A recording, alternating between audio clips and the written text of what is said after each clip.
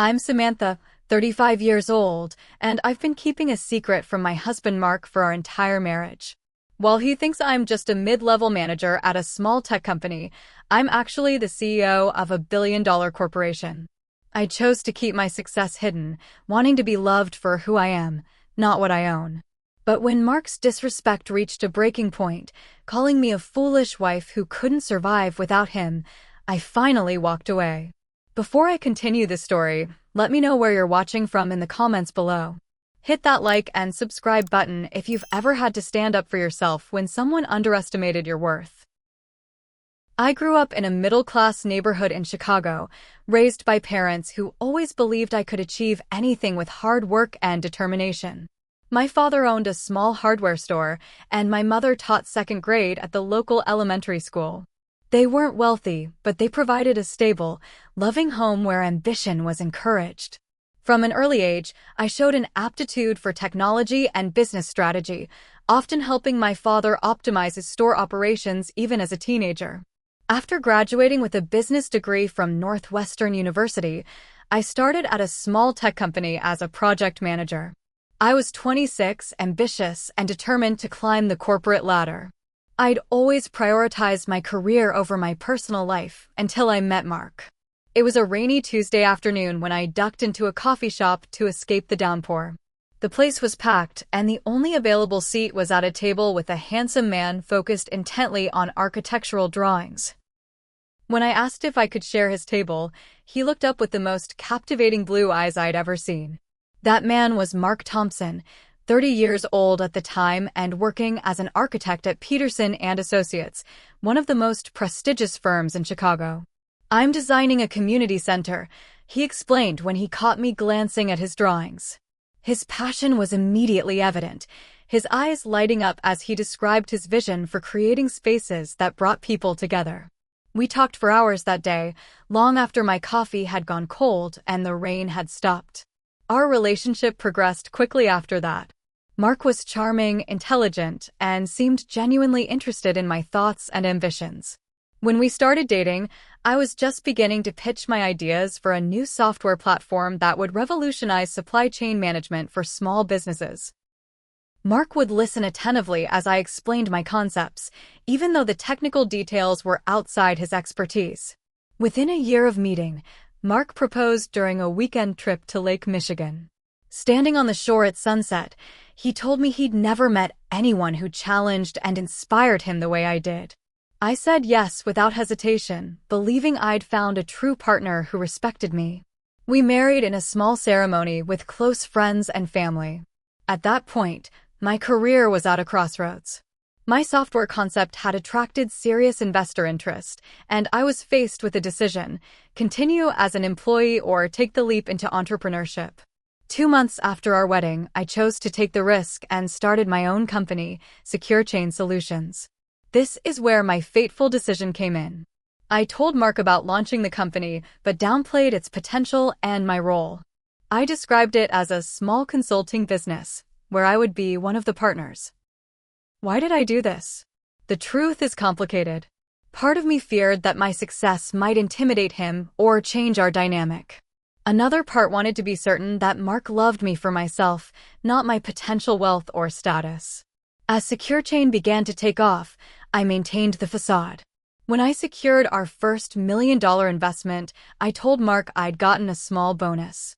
When I hired my 10th employee, I mentioned adding a few new team members. When we moved into our first real office, I described it as sharing space with other startups. Mark seemed content with this narrative. He would casually ask about my little company and seemed satisfied with my vague responses. Meanwhile, his own career was progressing steadily. He was assigned to larger projects at his firm and took pride in showing me his designs for upscale residences and commercial buildings. We settled into a comfortable life in a nice, but not extravagant home in Lincoln Park. I deliberately chose a house well below what I could afford, explaining to Mark that we should live within our means while my business established itself. He agreed, taking pride in being the primary breadwinner during what he thought was my company's growing phase. During our second year of marriage, Secure Chain exploded. Our software platform was adopted by thousands of small businesses, then several major corporations. We expanded internationally, and I found myself leading a company valued at over $50 million.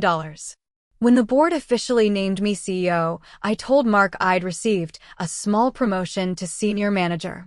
He congratulated me with a dinner at our favorite restaurant, telling me he was proud of my steady progress. Meanwhile, I watched as Mark's career began to plateau. While he was respected at his firm, he wasn't advancing as quickly as he'd hoped. The brilliant designs he created were often modified by senior partners, causing him frustration. I noticed his growing preoccupation with status symbols. He began commenting on our friends' larger homes, newer cars, expensive vacations. What started as a temporary omission was becoming a significant deception. Several times, I considered coming clean about my success, but each time I hesitated. The longer the pretense continued, the harder it became to reveal the truth. I told myself I was protecting our relationship, but in retrospect, I was creating the foundation for its destruction. As we approached our 3rd anniversary, I sensed a subtle shift in our dynamic. Mark's comments about my career took on a slightly condescending tone. "It's cute how dedicated you are to that little company," he once remarked after I spent a weekend finalizing a major client proposal. When I successfully landed that client, a Fortune 500 company that doubled our revenue overnight, I couldn't even share my triumph with my husband. Looking back, I realized that my silence wasn't just about protecting Mark's ego. It was also about my own insecurities. Despite my professional confidence, part of me feared that my success might make me less desirable as a wife. It's an uncomfortable truth to admit, but I had internalized certain expectations about gender roles that conflicted with my ambitions. By hiding my achievements, I was perpetuating these harmful ideas rather than challenging them. By our 3rd anniversary, the dynamics in our marriage had shifted dramatically. While I was secretly leading a company now valued at over $200 million, at home I was playing the role of a supportive wife with a modest career. The contrast between my two worlds became increasingly difficult to navigate. Mark's attitude toward finances was the first significant sign of trouble. Despite our comfortable lifestyle, he began scrutinizing every purchase I made. "Do you really need another business suit?" he would ask. "Your company isn't exactly Fortune 500. The irony of his statement would have been laughable if it hadn't been so painful. One particular evening stands out in my memory. I had just closed a $50 million deal with an international client, a negotiation that had taken months of strategic planning. After the contracts were signed, my executive team celebrated with champagne in our boardroom. I was on top of the world, respected and valued for my expertise. 3 hours later, I walked into our home to find Mark waiting with a stern expression and my credit card statement in hand. $300 at Nordstrom, he questioned before I could even set down my briefcase. "We're trying to save for a vacation, Samantha. You need to be more responsible with money." I stood there, still in my power suit, feeling as though I'd stepped into an alternate reality. The woman who had just orchestrated a multi-million-dollar deal was being lectured about a $300 purchase made with money she had earned. But instead of revealing the truth, I apologized and promised to be more careful. This pattern repeated itself with increasing frequency. Mark's friends didn't help the situation, particularly his college buddy Tyler. Tyler was an investment banker who made no secret of his traditional views about marriage. Whenever he and his wife Stephanie joined us for dinner, he would make comments about how a woman's real job is making a beautiful home, while Stephanie smiled tightly beside him. Mark would nod along, shooting me meaningful glances. After one such dinner, I attempted to address the issue. "It bothers me when you and Tyler talk about women's careers as though they're hobbies," I said carefully. Mark's response was dismissive. "You're being too sensitive," he said, waving away my concern. "Tyler's just old-fashioned and besides, he's got a point. Look at how happy Stephanie is focusing on their home and children." "But I'm not Stephanie," I replied. "My career is important to me." Mark sighed as though I was being unreasonable. "Of course it is, honey. Your little manager job keeps you busy, and that's great. But let's not pretend it's the same as what Tyler does or what I do. There's a difference between a job and a career. These conversations left me feeling diminished and misunderstood. At work, I was known for my decisive leadership and strategic vision. I mentored young professionals, spoke at industry conferences, and was featured in business publications, which I carefully kept away from our home. The contrast between the respect I commanded professionally and the condescension I faced in my marriage created a growing emotional disconnect. My best friend Rachel was the only person who knew the full truth about my situation. We had been friends since college, and she had watched both my company and my marriage evolve over the years. During our weekly lunch dates, I would vent my frustrations. "I don't understand why you keep up this charade," Rachel said during one such lunch. "Mark should be proud of what you've accomplished, not threatened by it." "It's not that simple," I explained. "We've built our entire relationship on this lie. If I tell him now, he'll feel betrayed and humiliated." Rachel reached across the table and squeezed my hand. "And if you don't tell him, you'll continue living a half-life. You deserve to be fully seen and appreciated, Jess." Deep down, I knew she was right, but fear kept me silent. I wasn't just afraid of Mark's reaction. I was afraid of facing the possibility that our marriage couldn't survive the truth. That perhaps we had built our relationship on a foundation too fragile to support my success. Meanwhile, the emotional distance between Mark and me continued to grow. Small disagreements escalated into tense silences. We began spending less time together, with Mark focusing on his architectural projects and golf outings with colleagues, while I immersed myself in the challenges of running my expanding company. The intimacy that had once defined our relationship was fading, replaced by polite conversation and perfunctory affection. We had become, in many ways, strangers living under the same roof, each of us harboring unspoken resentments. My days took on a surreal quality. I would lead executive meetings in the morning, make strategic decisions involving millions of dollars by afternoon, and then return home to debates about whether I had spent too much on groceries. The cognitive dissonance was exhausting. I started working later hours, partly due to genuine business demands, but also to avoid confrontations at home. Mark interpreted this as a lack of commitment to our marriage rather than the dedication to my career that it actually was. "I don't understand why that small company needs so much of your time," he would complain. "It's not like you're running Amazon." If only he knew that Secure Chain had recently been valued at close to $500 million, with acquisition offers from several major tech corporations. If only he knew that the late meetings I attended were often with international investors or potential partners. If only he knew that his wife was featured in Forbes' 40 Under 40 list, carefully hidden in my office desk drawer. But he didn't know, because I hadn't told him. And with each passing day, the truth became a heavier burden to carry, while the distance between us grew into what began to feel like an unbridgeable chasm. Mark's career hit a significant setback when his design for a high-profile cultural center was rejected in favor of his colleague's proposal. He had spent months on the project, often working late into the night, convinced that this would be his breakthrough achievement. When he learned that the firm's partners had presented his colleague's design instead, he was devastated. His disappointment quickly transformed into bitterness that seeped into every aspect of our relationship. He became critical of everything around him, including me. What had once been occasional condescending remarks about my career now became regular disparagement. Around this time, Secure Chain was featured in Business Insider as one of the fastest-growing tech companies in the country. The article included a photo of me and a detailed profile highlighting my leadership style and vision for the company. When the magazine arrived at our office, I immediately instructed my assistant Amanda to ensure no copies were sent to my home address. I kept one copy locked in my desk drawer, occasionally looking at it with a mixture of pride and sadness, wishing I could share this recognition with my husband. The tension between us reached a new level during a dinner party with Mark's colleagues.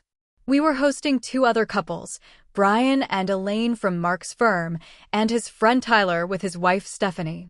I had spent the entire day in crisis management after a minor security breach in our system, then rushed home to prepare for the dinner. Despite my exhaustion, I had cooked a beautiful meal and made sure everything was perfect for Mark's important work connections. The evening was going well until the conversation turned to careers. Brian mentioned that his wife Elaine had recently been promoted to department head at her university. That's wonderful, I said sincerely. Congratulations, Elaine. Tyler raised his eyebrows. So many career women at this table, he remarked, his tone making it clear this wasn't a compliment. Though I suppose some careers are more demanding than others. He smiled at me condescendingly. I opened my mouth to respond, but Mark cut in with a laugh. Samantha here plays at being a businesswoman, he said, putting his arm around my shoulder in a way that felt possessive rather than affectionate. She's got some manager position at a small tech startup. It keeps her busy while I'm working on projects that will actually leave a mark on the city's skyline. The table grew quiet. I felt heat rise to my face as I sat there, humiliated in my own home. What hurt most wasn't Tyler's predictable sexism, but Mark's casual dismissal of my work. The same work that had built a company providing jobs for over 300 people. The same work that had revolutionized supply chain security for thousands of businesses. It's not just a startup anymore, I said quietly. We've been established for 5 years now. Mark squeezed my shoulder a little too tightly. Of course, honey. And we're all very proud of you for sticking with it. The conversation moved on, but something inside me had shifted. I felt a crack forming in the foundation of patience and compromise I'd built our marriage upon. That night, after our guests left, I stayed downstairs cleaning up long after Mark went to bed, unable to bear the thought of lying beside him. In the weeks that followed, I began working later hours, partly due to a genuine increase in work demands, but also to avoid confrontation at home. SecureChain was preparing for another round of funding, and the due diligence process required my full attention. Most nights, I would return home after Mark was already asleep. This new pattern didn't go unnoticed. One night, I arrived home around 11:30 to find Mark waiting in the living room, his expression dark. "Where have you been?" he demanded before I could even close the door. "Working," I replied, setting down my laptop bag. "We're in the middle of a funding round." Mark laughed bitterly. "Working. Right. Do you think I'm an idiot, Samantha?" I stared at him confused. "What are you talking about?" "I called your office at 8. No one answered. So either everyone at this supposed company works ridiculously late hours, or you're lying about where you've been. The accusation hit me like a physical blow. "You think I'm cheating on you?" I asked incredulously. The irony was painful. I had been in a conference room with 5 venture capitalists, presenting our company's 5-year growth projections. What else am I supposed to think? You're distant, you're never home, and suddenly this job that never mattered much before is taking all your time and attention. I almost told him then. The words rose to my throat. I'm the CEO. The company is worth $500 million. I was meeting with investors who want to take us public. But looking at his angry, suspicious face, I swallowed the truth once again. He wouldn't believe me, or worse, he would feel betrayed and humiliated. "I'm not cheating," I said firmly. "I would never do that. My job has always mattered to me, even if you don't take it seriously." Mark scoffed and walked away, leaving me standing alone in our entryway, wondering how we had reached this point of such profound misunderstanding. The next few weeks brought a major crisis at SecureChain. One of our largest clients experienced a significant data breach that, while not directly related to our software, required immediate attention and support. I worked around the clock with our security team to implement enhanced protocols and reassure other clients that their data remained protected. For nearly 3 weeks, I barely saw our home in daylight. I would leave before dawn and return well after midnight. Mark's resentment grew with each passing day. When I suggested that we might benefit from marriage counseling, his response was immediate and harsh. "We don't need a therapist," he snapped. "We need you to start acting like a wife instead of whatever it is you're trying to be. No one at your level should have the kind of hours you're claiming to work. It doesn't make sense." He was right about one thing. It didn't make sense based on what he thought he knew about my position. A mid-level manager wouldn't be handling a crisis of this magnitude. But rather than questioning his assumptions about my role, he questioned my integrity. "The problem isn't my job," I said, exhaustion making my voice tremble. "The problem is that you don't respect what I do." Mark threw up his hands in exasperation. What exactly am I supposed to respect? Some vague position at a company no one's ever heard of? You act like you're running Apple or something, when we both know your job isn't nearly as important as you pretend it is. His words landed like precise blows, each one striking at my deepest insecurities. Was I wrong to have hidden my success? Had I undermined my own marriage by trying to protect his ego? I was too tired and emotionally drained to find answers to these questions. Instead, I retreated further into work, the one place where I felt completely competent and respected. But I knew that a reckoning was coming. Our marriage could not continue in this state of disconnection and mutual resentment. Something would have to change, and soon. The day that changed everything began with one of the biggest achievements of my career. After months of negotiations, SecureChain had successfully acquired our main competitor, DataShield, for $1.2 billion. This acquisition positioned us as the undisputed leader in our industry and was projected to double our valuation. The celebration at the office was jubilant. Champagne flowed freely as I thanked my team for their dedication and hard work. Amanda, my executive assistant, pulled me aside during the festivities. "You deserve this success more than anyone," she said sincerely. "But Samantha, you look exhausted. Promise me you'll take some time for yourself soon." I nodded, knowing she was right. The strain of leading a billion-dollar company while maintaining the facade of being a mid-level employee at home was taking its toll. As the celebration wound down around 8 o'clock, I decided to head home earlier than usual, hoping to perhaps reconnect with Mark over a late dinner. When I pulled into our driveway, I noticed all the lights were on in the house. Walking through the front door, I found Mark sitting in our living room with an open bottle of whiskey on the coffee table. His eyes were bloodshot, his expression hard. "Finally decided to come home," he said, his words slightly slurred. "What's the special occasion?" I set down my purse, immediately recognizing that he was intoxicated. "I thought we could have dinner together," I replied carefully. Mark laughed without humor. "Dinner together. Like a normal married couple. That's rich." He poured himself another drink. "Where have you really been, Samantha?" "At work, like I told you. We completed a major project today." "A major project," he repeated mockingly. "At your insignificant little job that somehow requires the hours of a neurosurgeon." "Do you know what I did today?" "I presented a design that could transform the city's waterfront. Real work that matters." I took a deep breath, trying to maintain my composure. "My work matters too, Mark." He stood up then, unsteady on his feet. "Your work," he spat the words. "Let's talk about your precious work. 3 years of marriage, and you've never once invited me to your office. You never introduced me to your colleagues. For all I know, this company doesn't even exist." The irony of his accusation might have been funny under different circumstances. If only he knew that my face was on the company website, that my office occupied half of the top floor in a downtown skyscraper. "The company exists," I said quietly. "And my job is important to me, even if you don't think it should be." "What's important," Mark said, moving closer to me, "is this marriage. Or at least it should be. But you've made it clear where your priorities lie." "That's not fair," I protested. "I've always supported your career. I've hosted your colleagues, listened to your frustrations, celebrated your successes.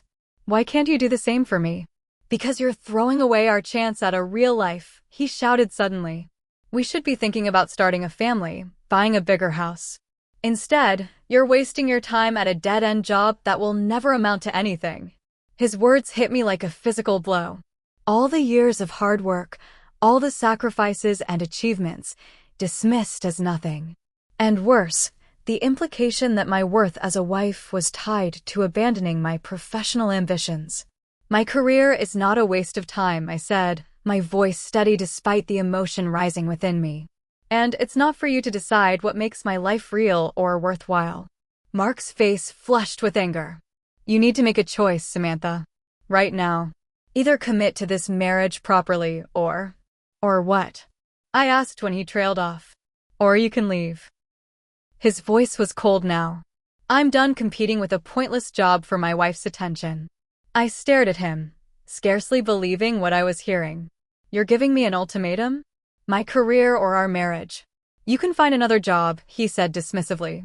A part-time position that won't interfere with your responsibilities at home. But this obsession with proving yourself in business ends now. In that moment, something crystallized within me. This man, who claimed to love me, had never seen me at all. He had created a version of me in his mind that fit his expectations, and when the real me didn't conform to that image, he wanted to force me into it rather than adjust his perception. I've built something important, I said quietly. Something I'm proud of. Mark scoffed. What, a middle management position at some tech company no one's heard of? Don't be delusional, Samantha. You're not Sheryl Sandberg. You're a foolish wife who couldn't survive a month without my support. Look around you, he gestured widely at our home. Everything we have is because of my career, my talent. The magnitude of his misunderstanding, his complete failure to see who I truly was, left me momentarily speechless. In the silence, Mark seemed to take my lack of response as acknowledgement of his correctness. This is the real world, he continued, his voice dripping with condescension. Not some feminist fantasy where your little job matters. If you can't accept that and be a proper wife, then there's the door. I looked at the man I had married, really looked at him, and realized with startling clarity that I no longer recognized him. Or perhaps I was finally seeing him clearly for the first time. Either way, I knew what I had to do. Without a word, I walked upstairs to our bedroom and pulled out a suitcase. I packed methodically, taking only what I needed for a few days. As I zipped the suitcase closed, I caught sight of our wedding photo on the dresser. We looked so happy, so full of hope for our future together. I turned the frame face down. When I returned downstairs, Mark was watching me with an expression of disbelief that gradually transformed into smug confidence. You'll be back, he said as I headed for the door. Once you realize how good you had it here. Once you understand that no one else will put up with your delusions of career grandeur. I paused at the threshold, looking back at him one last time. Goodbye, Mark. His smile faltered slightly. Where will you even go? To sleep in your office at that pathetic company? I didn't answer. I simply walked out, closing the door quietly behind me. In my car, I made a quick call to the Ritz-Carlton downtown and booked their presidential suite. It seemed fitting that after years of downplaying my success, I would finally allow myself this small acknowledgement of what I had achieved. Checking into the hotel 30 minutes later, I maintained my composure as the staff escorted me to the luxurious suite. It was only when I was finally alone, standing in the expansive living area with its panoramic view of the city lights, that I allowed myself to break down. The tears came in violent waves as years of suppressed emotions flooded through me. Grief for the marriage I had lost. Anger at Mark's dismissal of my worth. Regret for my own role in perpetuating the deception that had ultimately destroyed us. But beneath these painful emotions, I felt something else beginning to stir. Relief. For the first time in years, I didn't have to pretend to be less than I was. I didn't have to hide my accomplishments or downplay my ambitions. Whatever happened next, I could face it as my complete, authentic self. The next morning, I arrived at the office earlier than usual. Despite the emotional turmoil of the previous night, I felt a strange sense of clarity and purpose. Today would be different. Today, I would no longer hide. Amanda did a double take when she saw me walking through the executive floor at 7:30. Samantha, I didn't expect you until the press conference at 10. Her expression shifted to concern as she took in my appearance. Are you okay?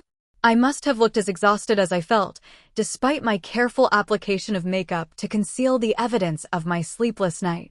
I'm fine, I assured her, though my voice lacked conviction.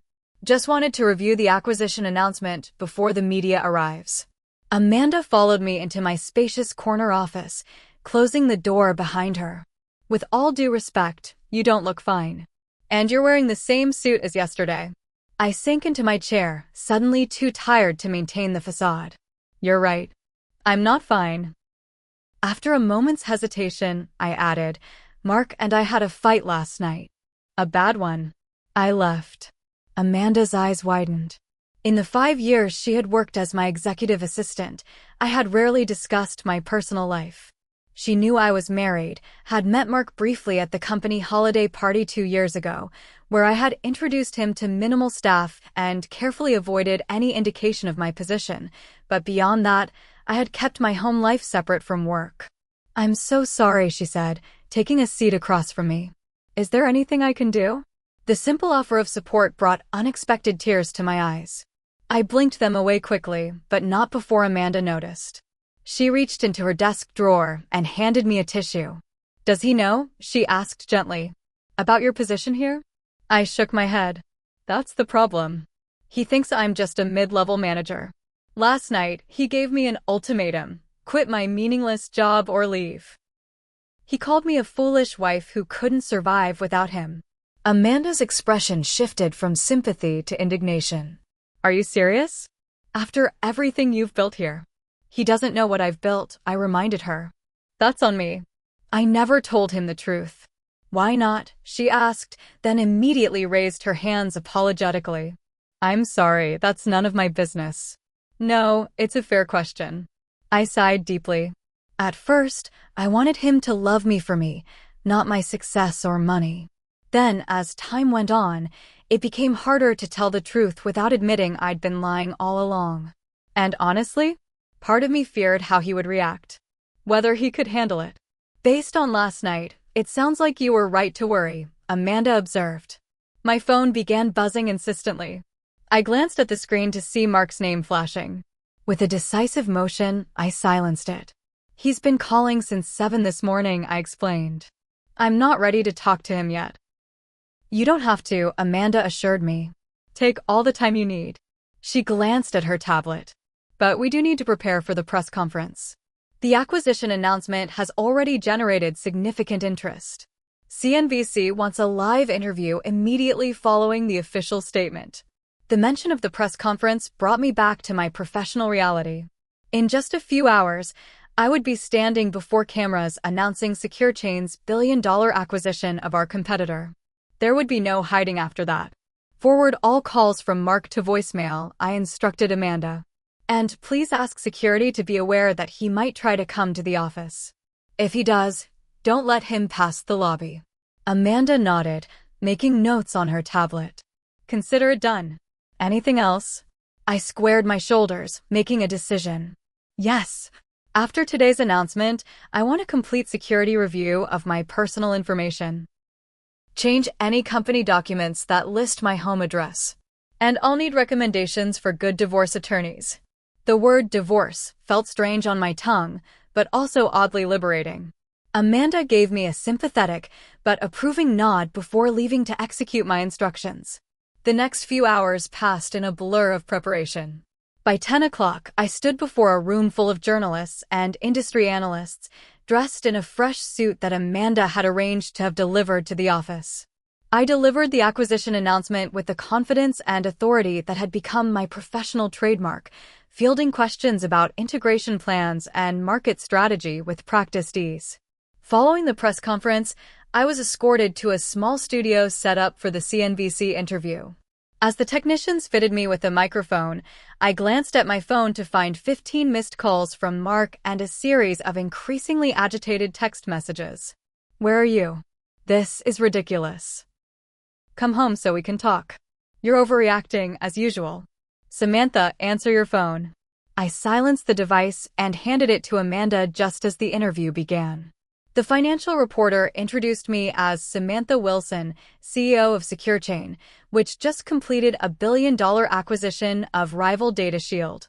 As the camera's red light blinked on, I answered questions about the strategic importance of the acquisition, our plans for growth, and the implications for our industry. What I didn't know was that Mark was watching. Later, Amanda would tell me that at exactly 10:45 that morning, the lobby security team reported a disturbance. Mark had arrived, demanding to see me, insisting there must be some mistake because his wife was just a manager, not the CEO being interviewed on national television. When security refused to let him upstairs without clearance, he became agitated.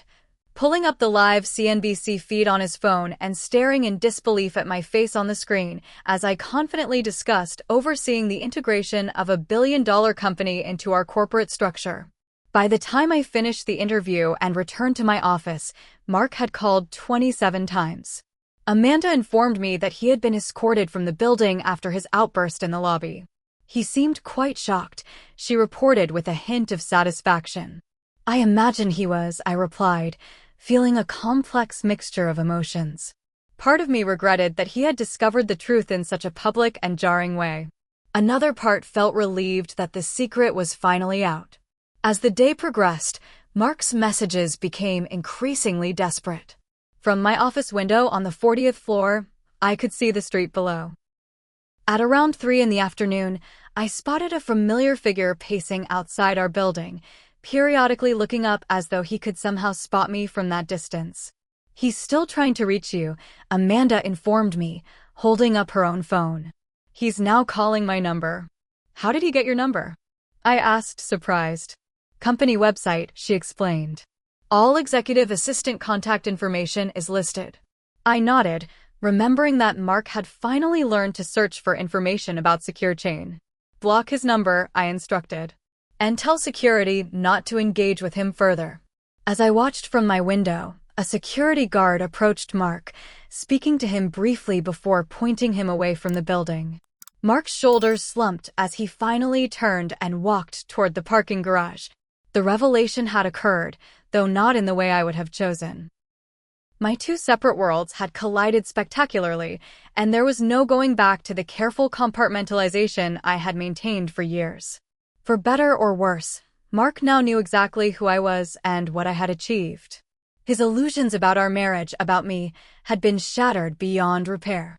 That evening, as I returned to my hotel suite, I felt strangely calm. The storm of emotion I had expected didn't come. Instead, I experienced a profound sense of alignment, as though the different parts of myself were finally integrated. I was no longer Samantha, the supportive wife, and Samantha, the powerful CEO. I was simply Samantha in all my complexity, strength, and vulnerability.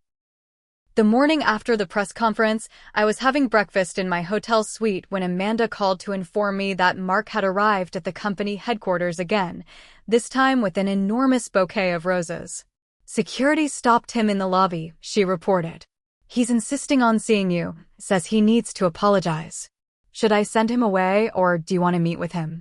I set down my coffee cup, considering the question. Part of me wanted to see him, to witness his reaction to the full reality of who I was. But another part, the part that had finally found some peace in authenticity, knew that wasn't the right reason to see him. Tell security to send him away, I decided. I'm not ready to speak with him yet. Throughout the day, Mark continued his attempts to reach me.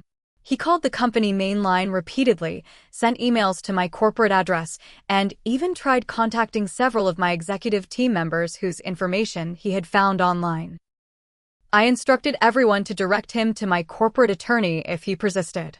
3 days after leaving our home, I met with Stephanie Lawrence, one of the city's most respected divorce attorneys.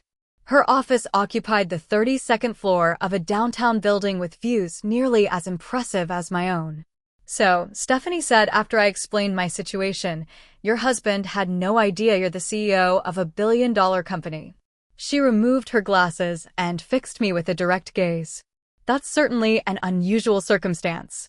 I know how it sounds, I admitted. I made a mistake in not being honest from the beginning. I'm not here to judge your personal choices, Ms. Wilson, she replied pragmatically. I'm here to protect your interests. And from a legal standpoint, your situation actually simplifies things in some ways. How so? I asked. You maintain separate finances throughout your marriage, correct? Your husband never had access to your primary accounts, never participated in company ownership or decisions. I nodded. I have a personal account where I deposited a reasonable salary consistent with the position he thought I held. That's the only account he knew about. Stephanie made a note. And your home? Other assets? The house is in my name only. I purchased it before we were married and maintain sole ownership. Mark never questioned this, because he assumed it was a modest property I was barely managing to afford. What about a prenuptial agreement? We have one, I confirmed. Mark actually suggested it, ironically enough. He believed he would be the higher earner and wanted to protect his architectural designs and potential royalties. A small smile crossed Stephanie's face. Well, that's fortuitous. Have you provided financial support for his career? Paid for further education, invested in his business ventures? No, nothing like that. He's been employed by the same architectural firm throughout our marriage. Stephanie nodded, continuing to take notes. In that case, this should be relatively straightforward from a financial perspective. Illinois is not a community property state, so he's not automatically entitled to half of everything. The prenup, separate finances, and the fact that your business success predated the marriage all work in your favor. I felt a weight lift from my shoulders, though a heaviness remained in my heart. I don't want to be vindictive, I explained. I'm prepared to offer a fair settlement. That's admirable, Stephanie acknowledged, but don't let guilt lead you to excessive generosity. From what you've told me about his recent behavior, he may not be similarly inclined toward fairness. Her warning proved prescient. A week later, I received notice that Mark had hired his own attorney, a man known for aggressive tactics in high-asset divorces. His initial demand was shocking. Half of our marital assets, including my company shares. He's delusional, Stephanie assured me when I forwarded the demand letter. He has no claim to your company. The prenup specifically states that business interests owned prior to the marriage remain separate property. Mark's next move was to file for exclusive use of our home. When Stephanie informed him that property records clearly showed I was the sole owner, his attorney pivoted to claiming that Mark had made substantial contributions to the property's maintenance and value. He's fishing, Stephanie explained during our next meeting. Throwing everything at the wall to see what sticks. It's actually a good sign. It means they know their position is weak. Throughout this legal maneuvering, Mark continued his attempts to contact me directly. 2 weeks after I left, he showed up at the Ritz-Carlton, somehow having discovered where I was staying. The hotel security, which I had briefed about the situation, politely but firmly prevented him from reaching my floor. That evening, he called the hotel room phone, which I hadn't thought to block. Samantha, please, he said when I reluctantly answered. Just give me 5 minutes to explain. Explain what, Mark? I asked, my voice tired. Explain how I'm a foolish wife who couldn't survive without you? Or explain how you suddenly changed your mind when you discovered I'm actually successful. I was wrong, he admitted, his voice cracking. I didn't understand. If you had just told me the truth from the beginning. You're right, I interrupted. I should have told you the truth. That's on me. But your reaction to what you thought was my reality showed me exactly who you are. You didn't respect me when you thought I was just a manager. You dismissed my work as meaningless. That's not something I can simply forget. I was frustrated, he protested. I wasn't thinking clearly. You know, I've always supported your career. The claim was so blatantly false that I actually laughed. No, Mark. You tolerated what you thought was my career as long as it didn't interfere with your expectations of me as a wife. That's not support. There was a long silence before he spoke again. I still love you, Samantha. The words that once would have melted my resolve now rang hollow. You loved who you thought I was. A version of me that never really existed. I need to go now. Please don't contact me again except through our attorneys. I hung up before he could respond, feeling a strange mixture of sadness and liberation. The next day, I began looking for a new place to live. Although I could have returned to our house and legally required Mark to leave, I had no desire to do so. Too many memories, too many years of pretending to be less than I was. With Amanda's help, I found a penthouse in a newly constructed building downtown, much closer to my office. The space was modern and open, with floor-to-ceiling windows and a terrace overlooking the city. For the first time, I allowed myself to choose a home that reflected my success and taste without worrying about maintaining a facade. As the weeks passed, the divorce proceedings continued. Mark's initial aggressive stance gradually gave way to the reality of our legal situation. The prenuptial agreement he had insisted upon, combined with the separate ownership of assets, left him with little ground to stand on. My support system during this time proved invaluable. Rachel visited often, bringing dinner and listening without judgment as I processed my conflicting emotions. Amanda expertly managed my professional obligations, creating space for me to deal with personal matters when needed. My parents, though initially shocked by the revelation of my secret double life, offered unwavering support and wisdom. "You've always tried to make yourself smaller to make others comfortable," my mother observed during one of our conversations. "Even as a little girl. I'm proud to see you finally embracing your full stature." 3 months after our separation, Mark made one final attempt to reconcile. He sent a handwritten letter to my office, filled with apologies and declarations of love. He wrote about how impressed he was by my achievements, how proud he would be to stand beside me as I continued to build my company. Reading between the lines, I recognized what he was really saying. Now that he knew I was wealthy and successful, he wanted back into my life. There was no acknowledgement of the fundamental disrespect he had shown when he thought I was merely moderately successful. No recognition that his conditional regard was the very reason our marriage had failed. I folded the letter and placed it in a drawer, then called Stephanie to finalize the settlement offer we had been preparing. It was generous, but not excessive, enough to ensure Mark could maintain a comfortable lifestyle while he rebuilt his life, but not so much that it felt like I was buying his silence or cooperation. To my surprise, he accepted the terms without further negotiation.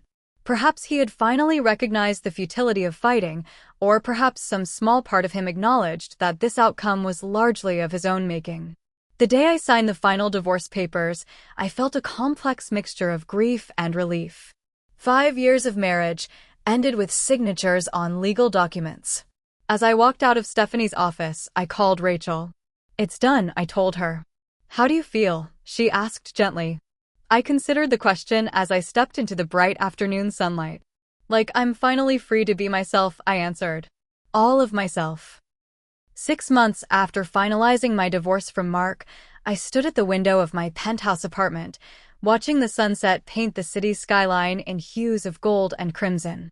The view never failed to take my breath away, a daily reminder of what I had achieved and what I had overcome. SecureChain was thriving under my leadership.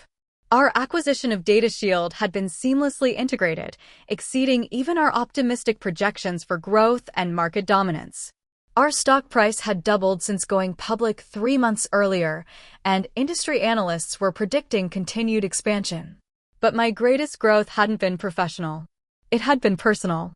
In the aftermath of my marriage's collapse, I had been forced to confront uncomfortable truths about myself. Why had I felt the need to hide my success?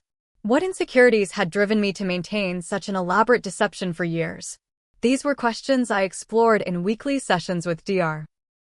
Karen Mitchell, a therapist specializing in high-achieving women. "You've spent your life compartmentalizing," Dr. Mitchell observed during one particularly insightful session. "Separating different aspects of yourself to make others comfortable. The ambitious businesswoman stays at the office. The accommodating wife returns home. But authentic living requires integration." Her words resonated deeply. For too long, I had fragmented myself, showing different faces to different people based on what I thought they wanted or could handle. The exhaustion of that performance had taken a toll I was only now beginning to recognize. I was complicit in my own diminishment, I acknowledged during another session. I can blame Mark for his condescension and lack of respect, but I enabled it by hiding my achievements. Dr. Mitchell nodded. "Understanding your part in the dynamic doesn't excuse his behavior, but it does empower you to make different choices moving forward." And different choices I made. I began speaking openly about my journey at women's leadership conferences, sharing how the fear of outshining my partner had led me to deny my own success. The response was overwhelming. So many women approached me afterward with similar stories, having downplayed their achievements, intellect, or ambitions to maintain relationship harmony.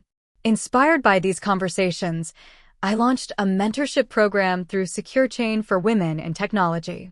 Authentic leadership became our tagline, emphasizing the importance of bringing one's whole self to both professional and personal relationships. My experience also transformed my approach to leadership within the company. I became more transparent with my team about challenges and uncertainties, abandoning the false invulnerability I had previously thought necessary for respect. To my surprise, this authenticity strengthened rather than undermined my authority, creating deeper trust and more open communication. Personally, I was learning to integrate the different aspects of myself. I no longer felt the need to downplay my success in social situations or pretend to be less knowledgeable than I was. When I eventually began dating again, I was upfront about my position and achievements from the first meeting. Some men were clearly intimidated and didn't ask for a second date. Others seemed primarily interested in my wealth or status, which became evident quickly enough. But there were also those who were secure enough in themselves to appreciate all of who I was, neither threatened by my success nor seeking to benefit from it. I took things slowly, cautious about repeating past mistakes, but also optimistic about the possibility of finding a true partnership based on mutual respect and authenticity. Throughout this period of growth, I had no contact with Mark. Through mutual friends, I heard he had left his architectural firm and started his own practice, apparently motivated by our divorce to take risks he had previously avoided. In an odd way, it seemed our separation had catalyzed growth for both of us. Almost a year after our divorce was finalized, I received an invitation to deliver the commencement address at my alma mater, Northwestern University. Standing before thousands of graduating students and their families, I shared the lessons I had learned about authenticity and self-worth. Your value is not determined by how small you can make yourself to accommodate others, I told the audience. True partnership, whether in business or in love, doesn't require your diminishment. It celebrates your fullest expression. As I concluded my speech to enthusiastic applause, I spotted a familiar face in the crowd. Mark was sitting near the back, watching intently. Our eyes met briefly before I turned away to acknowledge the university president's thanks. After the ceremony, as I made my way through the crowd accepting congratulations, he approached. That was an excellent speech, he said, maintaining a respectful distance. Very powerful. Thank you, I replied, studying him. He looked different somehow. Less polished, perhaps, but more genuine. I owe you an apology, he continued. A real one, not the self-serving kind I offered when I first found out about your company. I didn't see you, Samantha. I was so caught up in my own ego, my own expectations, that I never truly saw you. I nodded, acknowledging his words. I didn't let myself be seen either. That was my mistake. I've been doing a lot of thinking since we separated, he said, about why I felt so threatened by the idea of your success. It wasn't really about you at all. It was about my own insecurities, my own narrow definition of what it meant to be successful or valuable. His candor surprised me. This was not the defensive Mark I had known. I'm glad you've gained that insight, I said sincerely. It sounds like you've done some important work on yourself. He smiled slightly. I had a good wake-up call. Losing you was the hardest thing I've ever experienced, but it forced me to confront some uncomfortable truths about myself. He paused. I'm not asking for reconciliation. I know too much has happened. I just wanted you to know that you changed me for the better, even though it didn't feel that way at the time. Something tight in my chest loosened at his words.